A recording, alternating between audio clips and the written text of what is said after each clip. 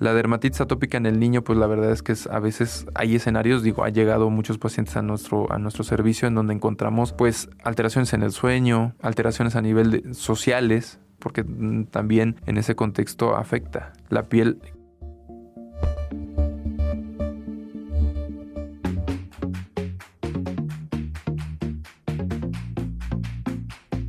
Salud, turismo, cultura, deporte, educación. Eso y más es lo que somos. ¿Y quiénes somos? Ya oíste. El programa del Instituto de Seguridad y Servicios Sociales de los Trabajadores del Estado.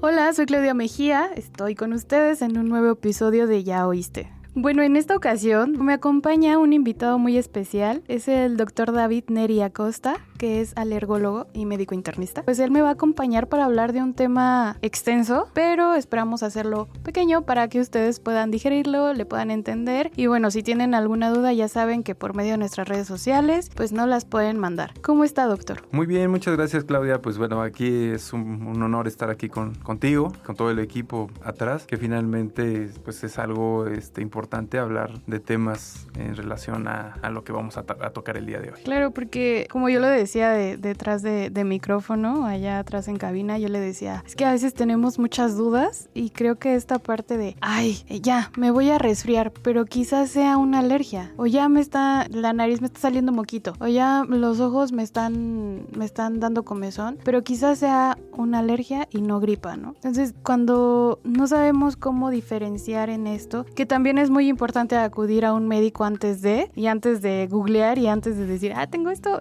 aquí dice que tengo estos síntomas, pero no. O me automedico, pero quizás sea peor. Vamos a empezar. ¿Qué es una alergia en sí? Sí, pues mira, Claudia, la alergia como tal, su definición es una reacción incrementada, exagerada del cuerpo hacia algún alergeno. El alergeno finalmente es una sustancia que nos va a generar esta respuesta exagerada. Y las alergias como tal, pues van derivadas en muchos sistemas, ¿vale? Comentábamos, como dices tú, atrás en cabina, esta cuestión de si el asma, si la rinitis, si la urticaria o algunas otras entidades como tal son alergia. Efectivamente, la alergia va detonada en varios sistemas, como comento. Entonces, a grandes rasgos, la alergia vamos a verla como si fuera una respuesta de un ejército hacia algo muy pequeño. Que algo pequeño realmente puede ser un polen, puede ser una cuestión de los ácaros de polvo o en dado momento alguna sustancia en específico de lo que son las frutas o los alimentos que vienen dentro son proteínas. Todo el mundo actualmente pues hablamos de las proteínas y que estas proteínas finalmente son sustancias muy complejas en las cuales están divididas. Veamos en este sentido como si fuera una pared y que esta pared pues va siendo compuesta por tabiques. Entonces estas proteínas se van haciendo más chicas. Un tabique es una sustancia sería una parte muy pequeña de esa pared. Por decirlo así, el alergeno pues es esta parte pequeña que hace compleja la proteína y es esta parte, este alergeno o esta sustancia lo que va a derivar en que el organismo no lo capte como normal. Todo el tiempo, a final del día, el organismo va viendo, el sistema inmunológico va captando de alguna manera si hay algo ajeno o algo extraño. De hecho, por eso es alergeno, es ajeno a nuestro organismo. Entonces, hay células o el sistema inmunológico está diseñado para ver esta situación. En el caso de la alergia, ve para estas sustancias discriminar si es o existe algo anormal. El cáncer es también otra entidad en el que en el sistema inmunológico también va detonando en ese contexto, ¿no? El sistema inmunológico pues nos va de alguna manera determinando varias cosas. Pero aquí a final del día lo importante es de determinar si estas sustancias, alergeno como comento, son buenas o son malas. Así, ahorita que dijo que era un ejército en contra de este alérgeno, me imaginé, pues sí, atacándolo obviamente, pero ¿por qué en el cuerpo se presentan signos o síntomas tan evidentes en el momento? Supongo que depende de cada tipo de alergia y depende de cada alérgeno, pero por ejemplo cuando, no sé, por ejemplo a la comida, que dices, es que no puedo comer camarones porque se me cierra la garganta o se me inflama la boca. ¿Por qué sucede eso? Esto sucede conforme va uno exponiéndose o va uno teniendo más exposición a estos alergenos. En el caso de la comida, por ejemplo, puede ser que desde muy pequeños estemos en contacto con los alimentos. Normalmente el sistema inmunológico que tenemos a nivel gastrointestinal es quien nos va guiando, ¿no? Va viendo esta cuestión de tolerar ciertos alimentos, y por eso también la idea de que ir poco a poco metiendo alimentos desde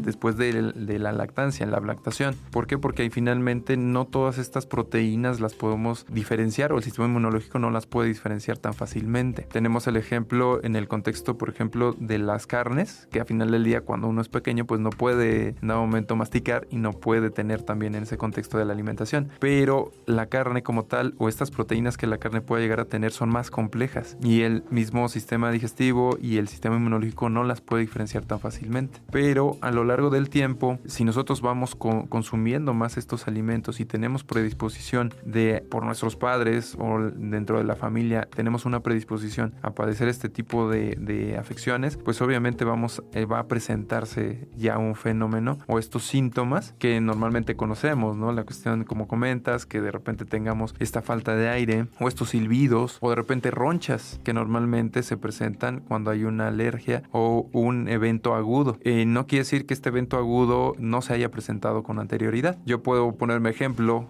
Como ejemplo, yo también en el contexto, cuando yo antes de ser médico presentaba yo reacciones en el contexto a camarón. Toda mi adolescencia, parte de mi infancia, consumía cócteles de camarón, y solamente yo tenía una sensación de taquicardia, que ahora sé que es la taquicardia, que es la frecuencia incrementada en el corazón, pero yo pensaba que era pues que había comido de más, o porque a lo mejor en dado momento algún ya sea algún refresco, o en dado momento esto hacía que incrementara la frecuencia cardíaca. Nunca lo relacionaste a que era el alimento. Exactamente, nunca lo relacioné hasta después que estaba ya en la preparatoria y tenía ya un poquito más de conocimiento, y tuve contacto con una química que me comentó, ¿sabes qué? Pues no es normal estos síntomas. Y yo dije, bueno, vamos a darle una oportunidad, y consumí el alimento, consumí camarón. Les comenté inclusive en su momento a quien me acompañaba, puede ser que sea alérgico a esto. Los consumí, y a la media hora después de comer empecé con un rash, con todas estas ronchas que normalmente se presentan en una alergia. Sí, empecé a tener también esta sensación en la garganta de a lo mejor como no respirar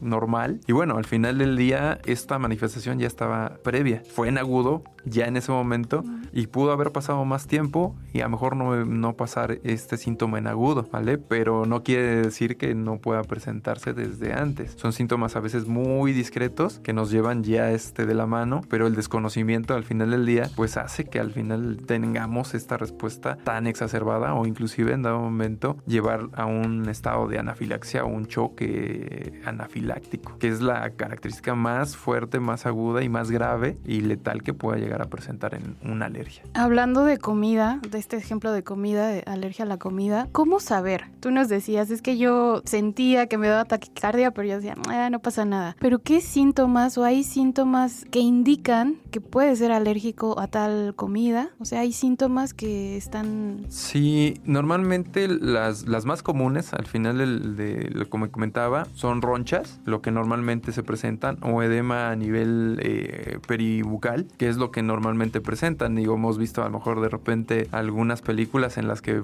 presentan este tipo de síntomas, o algunos familiares que de repente ese es el síntoma más común, ¿no? No pasa de ahí, en ocasiones es nada más la hinchazón, son las ronchas, y de ahí en dado momento se va determinando si esa presencia es o no grave. Realmente lo más leve es eso, ¿no? La presencia de estos síntomas. Pero bueno, hay una clasificación que en dado momento nos determina antihistamina. La anafilaxia en grados leve, moderado o grave. El leve pues son estos dos síntomas cardinales y posteriormente presencia ya en el contexto de falta de aire, esta taquicardia que comentamos, esta frecuencia elevada y en dado momento más adelante la baja de la presión, ¿no? Que ese es el síntoma más grave que podemos llegar a presentar junto con todos los otros síntomas que comentamos. Como tal, como te comento, no, yo tenía estos síntomas previamente, no los conocía y sentía yo que era algo pues normal, ¿no? A lo mejor estaba muy indigesto, pero al final no era así. A diferencia, por ejemplo, de los cuadros más agudos en los niños, en los que podemos ver de repente, por ejemplo, vómito, que ya es algo más aparatoso, o problemas a nivel gastrointestinal con diarreas muy, muy fuertes, con deshidratación. Digo, es un espectro completamente diferente al del paciente ya adulto o ya mejor mayor, que en los pacientes más pequeños, en los que normalmente presentan este tipo de evolución. Por ejemplo, pongo a los lactantes, que normalmente esta cuestión de la alergia a la proteína de leche vaca, en donde se presentan vómitos, donde se presentan pareciera una intolerancia o inclusive un reflujo gastroesofágico. Entonces, sí, el espectro es un poquito complejo. Tendremos que ver estos dos grupos muy pequeños, lactantes, y grupos ya mayores, en los que normalmente son alimentos más complejos, como comentábamos, los mariscos, la cuestión a lo mejor en dado momento, algunas semillas, nueces, frutas, que normalmente es donde encontramos este tipo de alteraciones. Lo más frecuente, pues es como comentaba, ¿no? Normalmente es la hinchazón, el edema a nivel peribucal o facial, y de ahí obviamente pues las ronchas o estas lesiones a nivel dérmico de todo el cuerpo. Normalmente se presentan más en tórax o en los brazos, y de ahí, bueno, pueden ser a nivel universal, ¿no? Todo el cuerpo las puede llegar a presentar, y que normalmente esto funciona el tratamiento con antihistamínicos. Normalmente el sistema inmunológico lo que activa es este sistema de liberación de algo que se llama histamina. Entonces, esta histamina genera la elevación de ciertos factores inflamatorios que hacen que haya esta presencia de ronchas. Hay unas células que se denominan eosinófilos, que son parte del sistema inmunológico y que van a liberar estas sustancias que hace y provoca tanto el edema como las ronchas, o presencia en su momento de estas alteraciones de edema a nivel de la glotis, que hace que haya falta de aire o que se cierre de alguna manera los bronquios y las vías superiores. Entonces, realmente eso es un escenario ya muy preocupante, pero es así como se va generando de una parte muy pequeña que no vemos, que está ahí en los alimentos o que está en un polen o que está en un ácaro, detona todo esto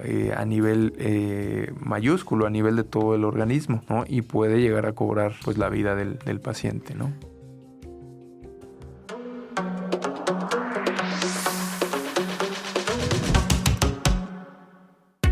¿Ya nos sigues en nuestras redes sociales oficiales? ¿No? ¿Qué esperas? Búscanos como ISSSTEMX y síguenos en Facebook, Twitter, Instagram, TikTok y YouTube. No te vayas, que esto aún continúa.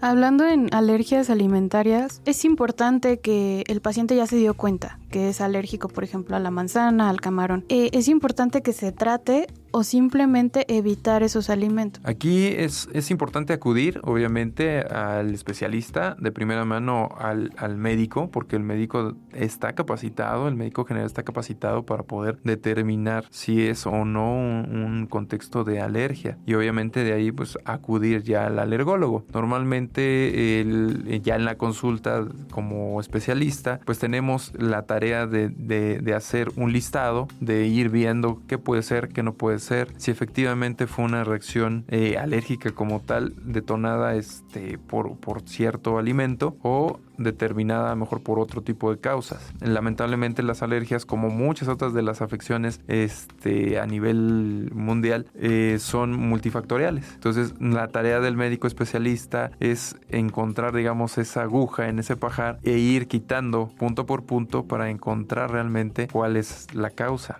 Esa es la tarea finalmente del médico. Lo que normalmente cuando llegan a la consulta es hacer una historia clínica y una exploración física para determinar realmente qué es lo que está generando. En medicina normalmente comentamos que hasta el 70-80%, si hacemos una buena historia clínica, una buena exploración física, una semiología adecuada, vamos a tener un diagnóstico. Lo demás que actualmente tenemos, pruebas de laboratorio, pruebas ya diagnósticas en ese momento es para confirmarlo, pero realmente lo más importante es la historia clínica. Entonces, en este contexto de las alergias es muy importante. A veces ignoramos en dado momento que a lo mejor si vivimos en un edificio donde hay mucha humedad, estamos en la planta baja, está muy frío, pues esto nos puede llevar a que haya hongos o que haya mayor cantidad de ácaros, y esto en dado momento, por ejemplo, en el paciente ya con asma, entrando a este otro tema, pues se pueda detonar más fácilmente este tipo de entidades. En ese tipo de cuestiones podemos recaer, pero en la historia clínica, al momento de hacer una historia clínica dirigida ya como especialista, podemos dirigir hacia ese punto, teniendo en cuenta a retrospectiva varias otras cosas. Y regresando a la cuestión alimentaria, normalmente solicitamos este listado de alimentos de 24 a 48 horas antes. Es importante en dado momento que cuando se tenga este tipo de eventos se haga un registro de qué es lo que se ha consumido. ¿Por qué? Porque de repente, como comentábamos hace un momento, la referencia hacia el especialista o al llegar hasta el especialista, pues pueden pasar a lo mejor un mes, 2 meses, o no le damos la importancia, y hasta que viene el segundo, tercero, cuarto evento le damos la importancia, entonces acudimos al médico especialista, y pues ya perdimos una importante información. Va a llegar y le vamos a decir, y recuerda qué comió un día antes, o qué estuvo haciendo aparte de, o consumió un medicamento, o hubo algo más. Por eso es tan importante en una historia clínica la sinceridad del paciente también. O sea, tanto sí, ok, me acuerdo porque fue apenas ayer, ¿no? Pero acudir en cuanto se presenten síntomas y ser sincero con el médico, de decir, ok, consumiste esto, fuiste a tal lado, X, ¿no? ¿Qué tipo de alergias? Digo, hay muchísimas, ¿no? Creo que estaba leyendo que hasta los insectos puedes tener alergia. Pero ¿qué tipo de alergias son como menos comunes? Quiero hablar de las menos comunes y de las más comunes. De lo que es menos común, por ejemplo, como comentas tú, aquí entraría, por ejemplo, la cuestión de la alergia a lo que es el veneno de avispas, por ejemplo. No es algo tan común, pero sí llegamos a tener pacientes en ese contexto y tienen una mayor letalidad. ¿Por qué? Porque al final del día, siendo un veneno, tiene mayor porcentaje de activar estas células que comentabas, los eosinófilos, y generar a la larga mayor riesgo, ¿no? de presentar un choque anafiláctico, que como comentábamos es la entidad más grave, y una baja de presión, un cierre de las vías aéreas superiores, y esto es la máxima expresión de la alergia. Ese es las menos comunes, no es la más común. ¿Qué otra pudiera llegar a ser un poco común? La urticaria, que es una entidad en dado momento sí generada por un alergeno, pero hay ciertas entidades dentro de estas urticarias que son crónicas y que al final del día lo que va a dar son incapacidad, pero también son poco comunes, ¿no? Y son poco incapacitantes, pero finalmente se serían de las más raras. Alimentarias son también dentro de esos parámetros, digamos, las alimentarias y las farmacológicas son de las menos comunes, obviamente entrando dentro del top, digamos, el top son de las menos comunes, pero que cada vez son más o van tomando más importancia. Aquí hago un poquito de hincapié en el contexto, por ejemplo, en los tratamientos de quimioterapia. Los pacientes que llegan a tener tratamientos de quimioterapia, pues ese es un grupo muy específico. ¿Por qué? Porque generan interacciones entre varios medicamentos. No es solamente un medicamento. Normalmente ese es el foco importante para presentar una alergia a medicamentos, la combinación de varios. Y cada vez el médico o nosotros nos automedicamos sin el conocimiento previo, a pesar de que todas las cajitas, todos los medicamentos convienen ahí. Y está ahí escrito, ¿no? Consulte a su médico. Consulta a su médico si llega a presentar, ¿no? un efecto. Hay efectos comunes y hay efectos cada vez menos comunes, y ya una cuestión idiosincrática o de hipersensibilidad, así lo dice. Puede presentar reacción de hipersensibilidad al producto activo. Y siempre lo comentamos nosotros de repente, hasta un paracetamol, un omeprazol, que es lo que comúnmente consumimos, la aspirina. La aspirina en sí tiene un grupo muy importante de alergia y presencia de afección a nivel nasal. Este tipo de afección sí nos detona bastante. Es poco común también dentro de lo que cabe, pero el grupo de la rinitis alérgica se deriva también ahí. Y nosotros como alergólogos tenemos que hacer esta diferencia o estos diagnósticos diferenciales en el cual sí es importante el que tengamos el conocimiento a nivel poblacional, porque a veces pues consumimos la aspirina que porque la vecina me dijo te va a caer muy bien, protege el corazón. Entonces sí es importante el poder tenerlo. Puede ser un paciente que tiene una alergia a la aspirina y produce que su nariz se cierre, y si eso lo estamos generando y generando, pues vivimos con la nariz ahí mormados, sin conocimiento realmente que esto pues es una cuestión de una alergia a un medicamento. Y a veces se puede creer que es totalmente normal. Supongo que hay pacientes que dicen, es normal, se me tapa la nariz. Exactamente, hay mucha gente que después de años, después de que tienen problemas a lo mejor laborales laborales en el sentido de que hay incapacidad, que tiene que estar yendo al médico, que ya se sintió mal, que le duele la cabeza, que tiene la cuestión en su nariz, pero que no le da tanta importancia. ¿Por qué? Porque al final del día respira por vía aérea, pero esta situación hace que se inflame su estómago, hace que tenga mucha cuestión de reflujo. O sea, por eso comentaba, son muchos síntomas que en dado momento podemos tener y no nos damos cuenta, lo normalizamos, porque la vida nos da el ajetreo y pues lo normalizamos. Y como no pasa nada, o sea, no es que te vayas a romper un brazo o que te vayas a morir, ¿no? Por no es eso como lo una dejamos. apendicitis, no es una apendicitis en la que pues si no te operan, te mueres. En este contexto pues es algo crónico que va avanzando, hasta que no tenemos un problema real, vamos y acudimos, ¿no? Inclusive en su momento, en el transcurso de mi residencia, es lo que comentaba, ¿no? Y ya después lo experimenté. Hay gente que va de repente porque tiene problemas con su pareja. ¿Por qué? Porque ronca, porque tiene contextos de que se tiene que despertar a medianoche porque ya no puede respirar, ¿no? Entonces, sí, en momentos son escenarios que de repente uno dice, ¿en serio? Pero sí llegan a pasar y pasaron. O sea, el roncar puede ser, no es que sea, ¿no? Porque es como decíamos, la historia clínica lo va a ir dando y el médico, el especialista es quien te dice, ok, sí, estás roncando porque tienes una alergia, pero no es de que porque ronques tienes una alergia, pero es un signo. Sí.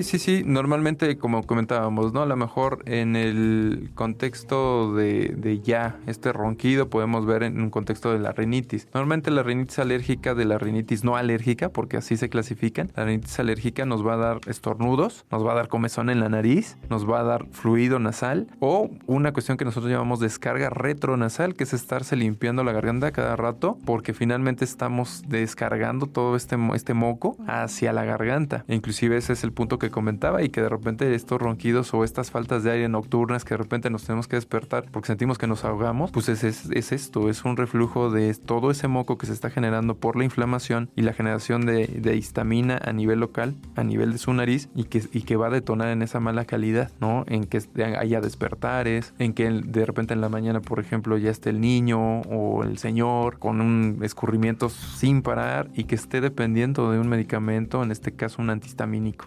Como tal, como comenté, pues todos los medicamentos tienen reacciones adversas. A lo mejor son reacciones que a lo mejor no va a ser una alergia, pero va a haber una contraparte, ¿no? Un antihistamínico lo que te puede generar es un problema a nivel gastrointestinal, que tengas a lo mejor estreñimiento o que tengas en dado momento otro tipo de situaciones que a la larga también van a dar un problema. Por eso es importante sí acudir con el médico, en este caso especialista en alergia, para determinar qué podemos otorgarle. Hay gente que también vive con la nariz mormada o que va mejor con compañeros de otorrinolaringología, hacen de alguna manera intervención, pero si de trasfondo viene una cuestión alérgica, no le va a remediar el problema a lo mejor 6 meses, 1 año, pero al año va a volver a presentar esta alteración. Claro. Ahorita que dice eso, yo creo que a mí me sucedió porque cuando hace mucho frío se me agrietan las manos. Yo fui con un dermatólogo, me dio tratamiento, pero aún hace frío y se me vuelven a agrietar. Quizás tenga alguna alergia y el dermatólogo no lo identificó. Puede ser,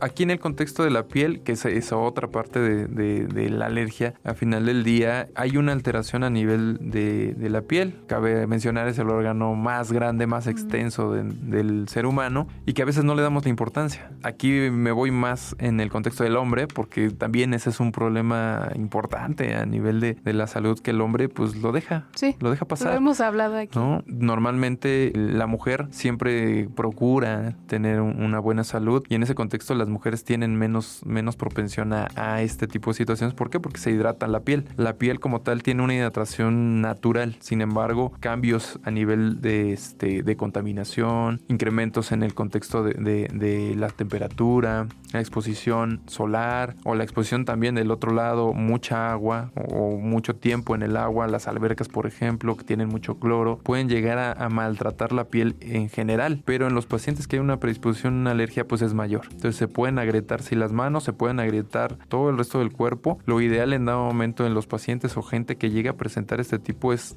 hidratar la piel. A veces inclusive tenemos que hacer cada 4 horas. A veces ignoramos o no queremos dar la atención de decir, bueno, me voy a poner crema. Yo lo digo como hombre porque finalmente pues es así. Yo igual en su momento tengo toda la cuestión de esta predisposición. Igual empecé a presentar esta alteración a nivel de las manos, secundario también a la exposición de áreas secas y que esto al final del día dañaba la piel. La entidad más frecuente en ese contexto es la dermatitis atópica, que normalmente va desde la infancia. Hay algo que se llama marcha atópica. Esta marcha atópica nos genera alteraciones desde la alimentación que comentábamos, alteraciones a nivel de la rinitis, del asma y de la dermatitis atópica. Por eso se llama marcha atópica y se va yendo y desarrollando de poco a poco. La dermatitis atópica en el niño, pues la verdad es que a veces hay escenarios, ha llegado muchos pacientes a nuestro servicio en donde encontramos pues alteraciones en el sueño, alteraciones a nivel sociales, porque también en ese contexto afecta. La piel, como comentamos, pues es tan amplia que la podemos ver así. La cuestión a lo mejor como la rinitis, pues la podemos ocultar, podemos tomar algún medicamento que de venta libre, ya no hay tanto moquito. Pero no lo hagan, por favor. Pero en dado momento, la piel no, la piel es más difícil. Y si no sabemos los cuidados adecuados, todavía con más razón. Hay gente que en dado momento acostumbra a tomar baños de más de 5 minutos y esto también hace que se deshidrate la piel. Uno pensaría que exponerse más al agua va a tener mayor hidratación. Sin embargo, es totalmente... ¿Ah, sí? No es real. ¿Por qué? Porque tenemos un contenido de grasa. Recordemos que la grasa, pues al final del día, es hidrofóbica. Entonces, si nosotros tenemos mayor contenido de agua que la que podemos nosotros contener por estos ácidos grasos en la piel, pues al final del día vamos a tener esta alteración de la barrera a nivel de la piel. Es decir, que dijo más de 5 minutos una ducha. ¿Lo recomendable es menos de 5 minutos, 5 minutos? Así es. Con anterioridad pues había esta cuestión de los baños de tina, ¿no?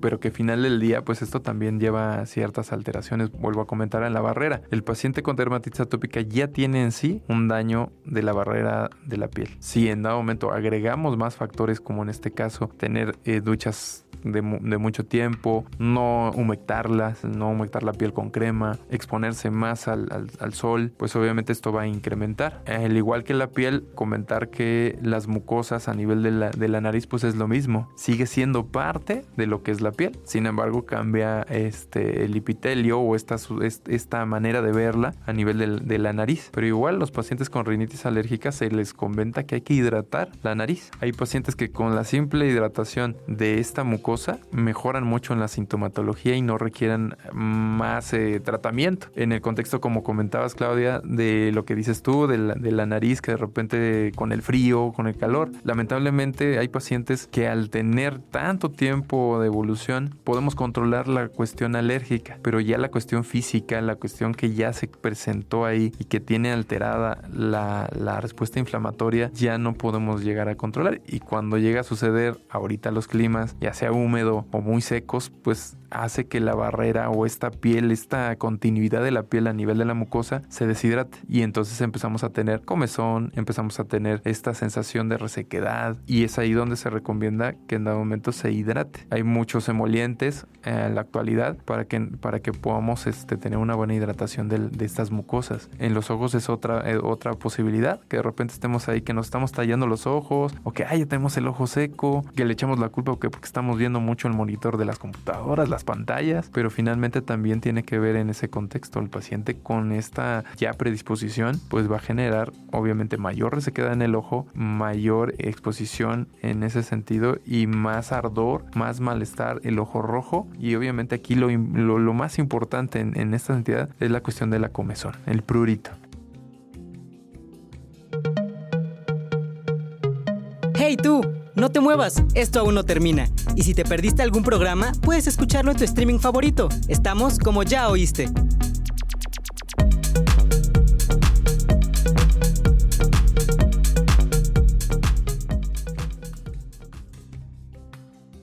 A mí me viene a la mente también la alergia al polvo, pero pues es que yo lo he pasado y de repente por poquito polvo que inhales o que estés presente en un lugar donde hace mucho polvo, me empiezan a llorar los ojos. Entonces, hablando de esta predisposición, ¿una persona puede tener varias alergias? ¿Puede presentar varias alergias? Sí, como te comentaba, esta marcha atópica viene definida desde la infancia, pero sí hay personas ya en la etapa adulta que pueden pasar desapercibidas porque son síntomas a lo mejor muy discretos, muy leves. Y hay otro punto en el contexto, por ejemplo, del área respiratoria. Hablemos aquí en el contexto del asma. Hay un porcentaje de pacientes que a lo mejor en la infancia son asmáticos, pero que de manera automática, por decirlo así, se va a eliminar. Esto llega en la adolescencia. Normalmente esto pasa en el hombre. No se ha asociado, no se ha sabido realmente por qué sucede realmente, pero en la mujer persiste. En la mujer persiste y si no se quita este problema de asma, todo el resto de su vida va a tener asma. Y a diferencia en el hombre, en la etapa adulta es donde vuelve a recaer. O sea, se puede quitar y ya no se vuelve a presentar. Pero hay un porcentaje de estos pacientes que a la larga, en la etapa ya madura,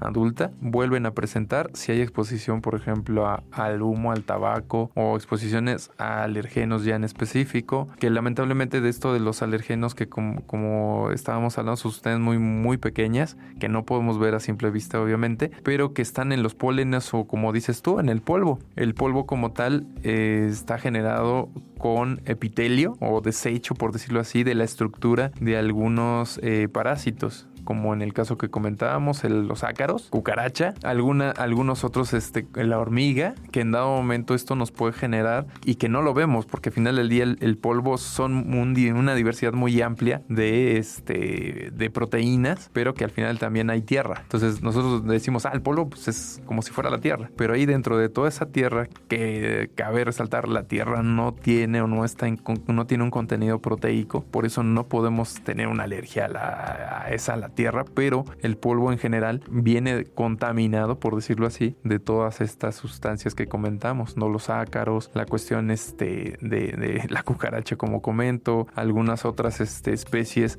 el pelo del gato, del perro, de algunas mascotas, que también es importante saberlo, o hongos, que igual no los vemos y que no es el hongo como tal, sino es parte son esporas, y estas esporas pues son microscópicas y no las podemos ver, pero están ahí en el polvo. Entonces al momento que nosotros movemos, que inclusive en dado momento tendemos nuestra cama o sacudimos en dado momento nuestro colchón, pues salen. Y lamentablemente aquí la generación, esto es como una cuestión, un círculo vicioso, porque el calor de nuestro cuerpo genera que los ácaros o estas cuestiones se generen aún más. Es importante cuando nosotros tenemos la atención ya con el paciente, es decirle, ¿sabes cuáles son las medidas de prevención? Cambiar sábanas cada semana, tener un colchón también limpio, exponerlo a la luz solar. ¿Por qué? Porque todos estos ácaros, que es cuando hay este tipo de problemas, podemos eliminarlos, no al 100%, pero el disminuir la carga hace que los síntomas también mejoren. Pero ahora sí, como decíamos, el enemigo vive en nuestra casa. Wow, voy a salir traumada y aspirar mi colchón de aquí, yo creo, porque no lo sabemos. O sea, justo esta parte que decía del polvo y la tierra son cosas muy distintas. Entonces cuando dices, hace tierra, no, hace polvo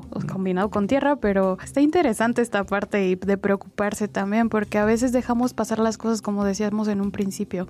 Ya me dio esto, o ya me lamió mi perro y ya me dio urticaria, se le dice, y ya no pasa nada. Pero esto puede ser crónico y esto puede también crear un problema, como nos comentaba. También ahorita pensando en alguna otra alergia, puede haber alergia o es dentro de esta parte del polvo a los árboles o al pasto, a todo podemos tener. Sí, normalmente nosotros clasificamos como una alergia intramuros, a la que ya comentamos, los ácaros y todos estos hongos, todo esto es intramuros porque está dentro de nuestra casa, y la extramuros. Esta extramuros, efectivamente, Claudia, es definido por esta situación de los pólenes. Los pólenes están en todos lados, hay algunas etapas en donde hay más o menos, dependiendo del tipo de árbol o arbusto o hierbas que en dado momento podamos encontrar en el medio. Hay mucha diferencia de repente en las zonas norte, sur o centrales de nuestro país, o a nivel mundial también. Hay definidas etapas o periodos estacionales en los que sí en dado momento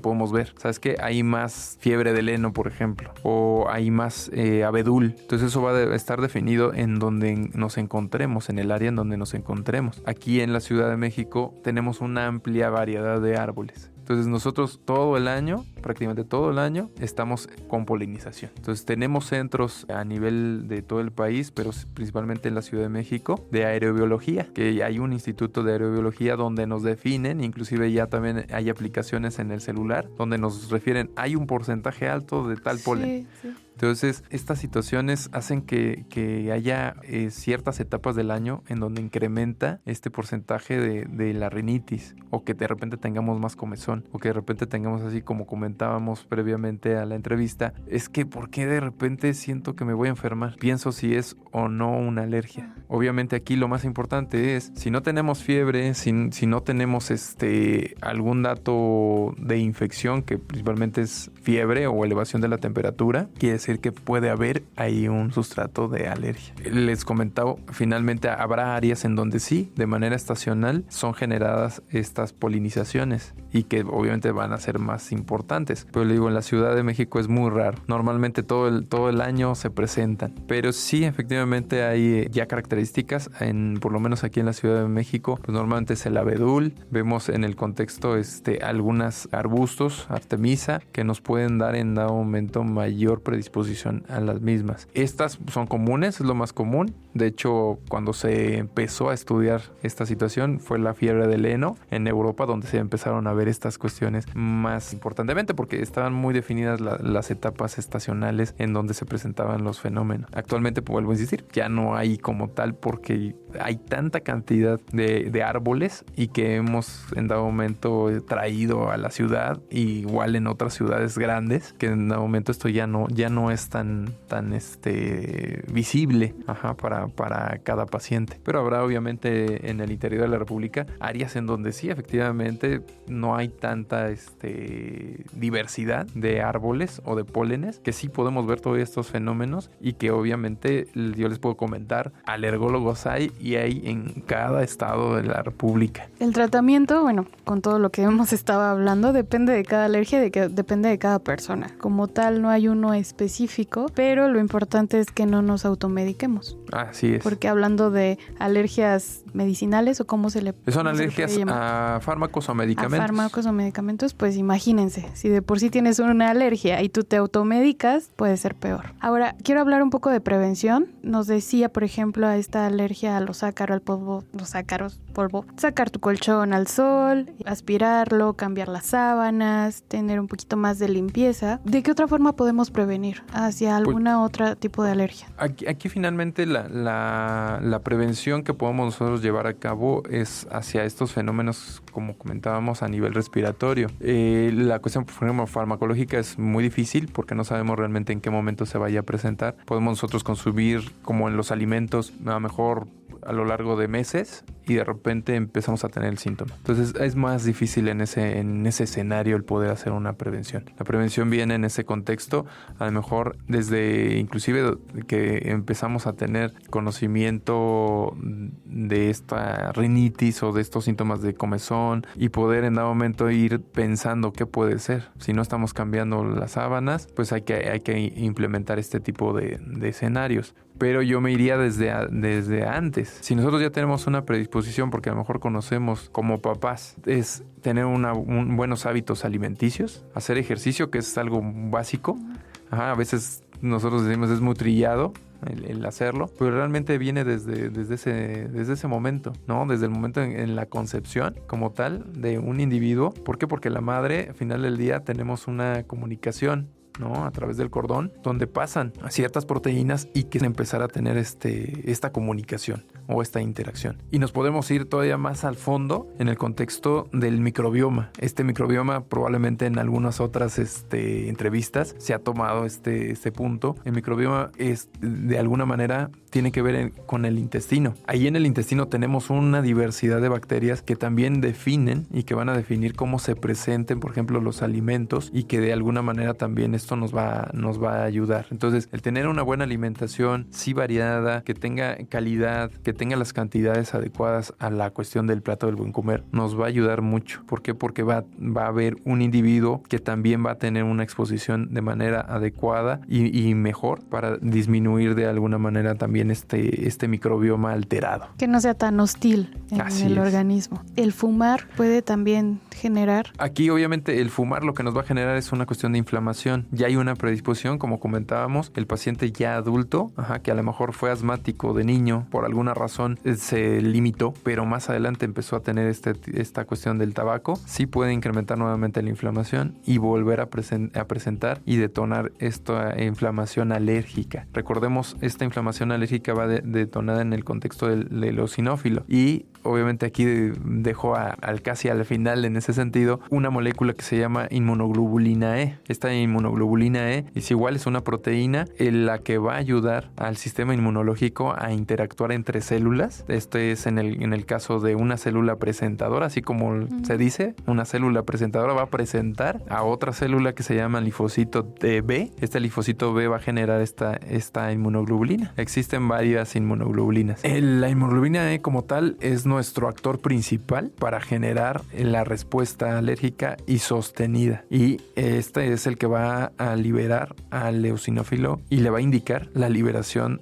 de histamina, y nos va a generar la inflamación crónica. Y esto es a nivel de cualquiera de los órganos principales, los órganos blancos como comentábamos, la piel, la nariz o el epitelio de la nariz, los bronquios. A nivel de la piel, pues finalmente también las ronchitas que de repente podamos ver. Ese, digamos, es el mecanismo básico para toda alergia. La inmunoglobulina es lo que nos va a determinar. Inclusive una de las pruebas diagnósticas es esa, ¿no? Ver si hay un incremento en esta inmunoglobulina. Si hay un incremento, pues obviamente nos va a orientar. No es tampoco una prueba diagnóstica definitiva, pero dentro de las mismas también existen a nivel molecular pruebas de inmunoglobulina E a ciertos alergenos. En este caso, hay baterías de estudio en las que sí, a nivel molecular podemos mandarlas todas, y ahí nos va a aparecer a nivel sérico, a nivel de la sangre, si efectivamente hay una respuesta generada hacia algún alergeno en específico. Entonces este sería, digamos, como la prueba actual, más moderna o de alguna manera más tecnológica, en la cual podemos nosotros basar ya un diagnóstico, por recordar que esta va siempre aunada a lo que clínicamente podamos observar. Ahora sí que, como en todas las enfermedades, y esta no es la excepción, tu cuerpo te dice ayúdame para ayudarte, ¿no? Porque siempre insistimos de aliméntate bien, haz ejercicio, duerme bien, porque también es un factor principal. El poder dormir bien nos ayuda mucho. No fumes. Entonces creo que esta enfermedad, o más bien estas alergias, no son la excepción. Así es. Definitivamente, digo, es muy trillado, y de repente la gente pensaría que, pues, bueno, ¿y por qué siempre me dicen lo mismo? Ajá. No es algo tan básico, pero es tan básico y no lo llevamos a cabo. Ese es lo que lamentablemente nosotros desde el otro punto como médicos vemos y decimos, pero ¿por qué no lo podemos llevar a cabo? Porque al final del día también nos incluimos. Sí. El día a día, el ajetreo nos lleva a que no podamos cumplir con estas metas básicas para la prevención. Sí, efectivamente, finalmente, como comentas, Claudia, lo más importante pues son estos hábitos, y que también a lo largo de todo este tiempo pues siempre intentamos hacer la reeducación, y que inclusive pues desde la primaria empezamos a llevar a cabo toda esta educación. Sin embargo, ya en la etapa adulta de repente como que se nos olvida y dejamos de largo pues eso que es básico, ¿no? Entonces la prevención pues básicamente es eso, ¿no?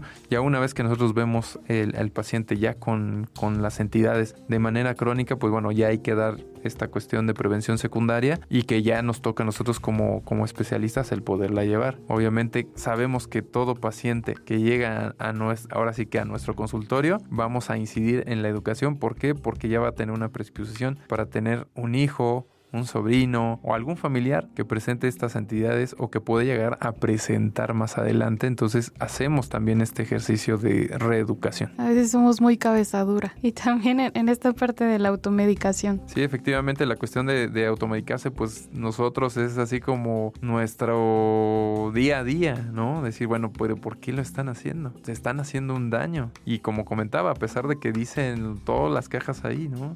Y como comentan también en algunas otras publicaciones, ¿no? Todo con medida, ¿no? Porque finalmente también ese es el otro punto. Abusamos demasiado de nuestro cuerpo hasta que de plano dices, ¿sabes qué? Ya no más. Ya no puedo más. También esta parte de los remedios de la abuelita, de la vecina, de tómate esto, no te pasa nada, o haz esto. Pues ahí en ese contexto no estamos así que peleados con este contexto de repente, pero bueno, también hay un abuso, ¿no? Si al final del día toda esta experiencia o todo este conocimiento por parte de generaciones previas es importante, ¿no? Existe también esta otra parte de medicina, mejor de repente tradicional, que de repente como nosotros médicos holísticos damos por hecho varias cosas. La área médica científica, por decirlo así, o holística, pues va en ese conocimiento de la ciencia, ¿no? El método científico. Pero a veces en dado momento remedios que en dado momento la abuelita puede llegar a dar, llegan a funcionar, pero al final del día no tienen un sustento real, y sí pueden llegar a tener efectos todavía más severos o deleterios para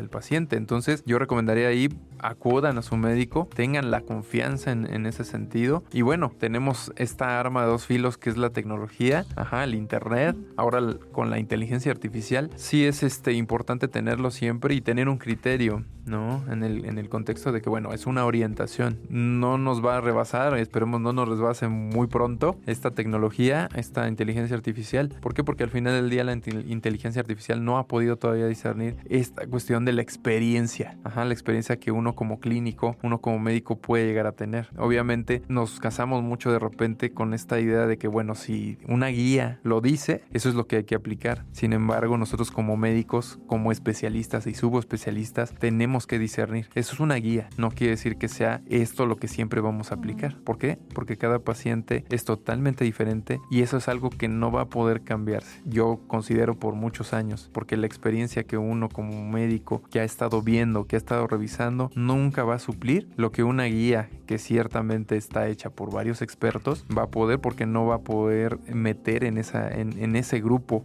o en ese grupo de guías el paciente que crees que llegó con una urticaria que no está dentro de esa guía, o que no está esta asma dentro de esa guía, ni tampoco lo que dice la inteligencia artificial. Sí es muy importante el acudir con el médico definitivamente, y sí, no quiere decir que puedan ustedes en dado momento orientarse, ¿no? Con estas inteligencias, con esta tecnología, el internet, pero recordar que tenemos que tener ese criterio. Claro, ese feeling humano, el factor humano es irreemplazable. Pero bueno, ese ya es otro tema también, porque la inteligencia artificial, como dice, ojalá no nos rebase. Pero bueno, doctor David, muchísimas gracias por acompañarme, por explicarnos todo este espectro de las alergias, que es muy, muy amplio, pero por eso es necesario acudir con un especialista siempre. Gracias por estar conmigo. No, muchas gracias a ti, Claudia, por haberme invitado, y yo encantado de estar aquí con ustedes. Gracias. Y a ti que nos escuchas, pues espéranos en un siguiente episodio. Yo soy Claudia Mejía. Hasta pronto.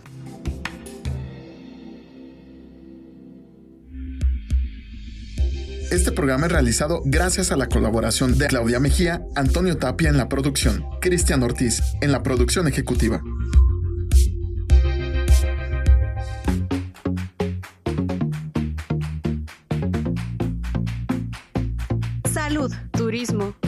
cultura, deporte, educación. Eso y más es lo que somos. ¿Y quiénes somos? Ya oíste.